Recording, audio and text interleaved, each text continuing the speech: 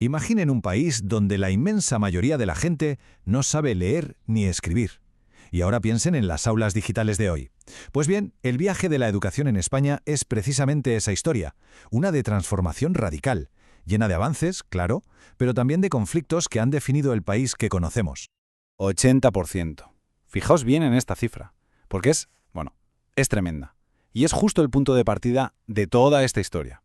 Sí, sí, como suena. La inmensa mayoría de la población española a mediados del siglo XIX no podía leer ni escribir. Esto era a todas luces un desafío monumental que había que resolver de alguna manera. Y esa es exactamente la historia que vamos a desgranar aquí, el larguísimo viaje de 2 siglos que ha llevado a España desde esa situación de partida hasta construir un sistema educativo moderno.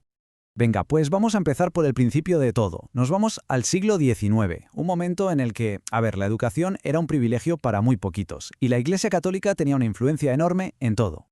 Y en este contexto aparece la famosísima Ley Moyano. Ojo, no fue tanto una ley súper innovadora, sino más bien una ley que puso orden. Por primera vez se intentó estructurar todo el sistema, estableciendo que la enseñanza primaria fuera obligatoria. Fue, por así decirlo, el primer gran pilar.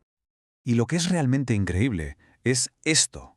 113 años. Esta ley estuvo vigente todo ese tiempo, desde 1857 hasta 1970. Imaginen lo que significa. Generaciones y generaciones de españoles se educaron bajo la misma estructura. Esto le dio una estabilidad enorme al sistema, para lo bueno y para lo malo. Saltamos al siglo XX y aquí la historia se acelera y se vuelve mucho más dramática. La educación se convierte en un auténtico campo de batalla ideológico, un péndulo que va de un extremo a otro con visiones del país que no podían ser más opuestas.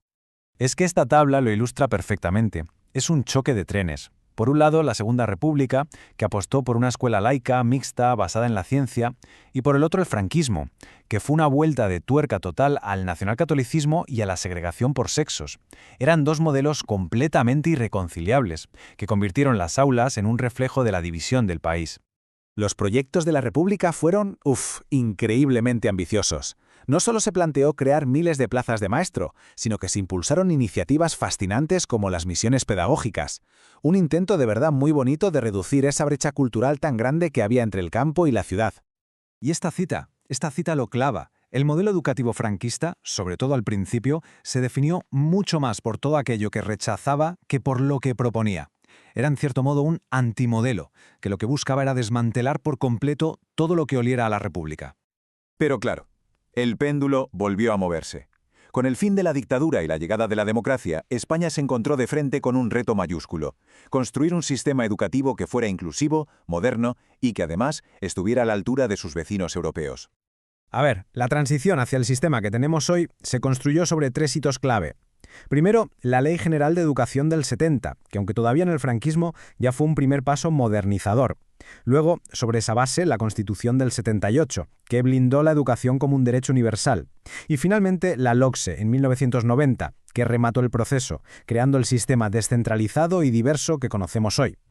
Y es importante recordar que esta transformación en España no fue un hecho aislado, Todo esto se enmarca en un consenso internacional que ya en 1948 reconocía la educación como un derecho humano universal que todos los estados tienen la obligación de garantizar. Y con todo esto llegamos a la actualidad. Después de este larguísimo recorrido histórico, ¿cómo es la escuela española hoy en día? ¿En qué punto estamos? Bueno, pues este gráfico nos da una fotografía bastante clara. El sistema se organiza en 3 tipos de centros. La gran mayoría del alumnado, casi un 70%, va a la escuela pública. Pero luego hay un pilar muy importante, la enseñanza concertada, que acoge a un 25%. Este modelo es una particularidad del sistema español. Son centros de gestión privada, pero financiados con dinero público.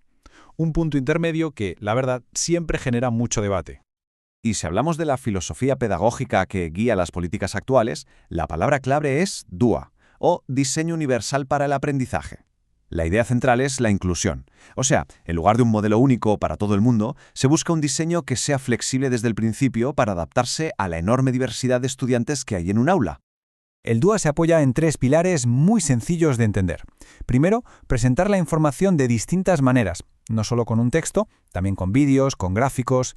Segundo, permitir que el alumnado demuestre lo que sabe de formas diversas, no solo con el típico examen, sino a lo mejor con un proyecto o una presentación. Y tercero, y súper importante, conectar con sus intereses para que se mantengan motivados, adaptando los temas a lo que de verdad les resulta relevante. Se trata al final de personalizar el aprendizaje. En definitiva, el viaje ha sido extraordinario. Se ha pasado de una nación con un 80% de analfabetismo a un sistema educativo que es complejo, moderno y que ya está totalmente digitalizado. La historia nos muestra un camino de progreso constante. Sí, pero también nos enseña que siempre aparecen nuevos desafíos. Así que la pregunta que queda flotando en el aire es, después de todo lo que se ha conseguido, ¿cuál es la siguiente frontera a conquistar en el mundo de la educación?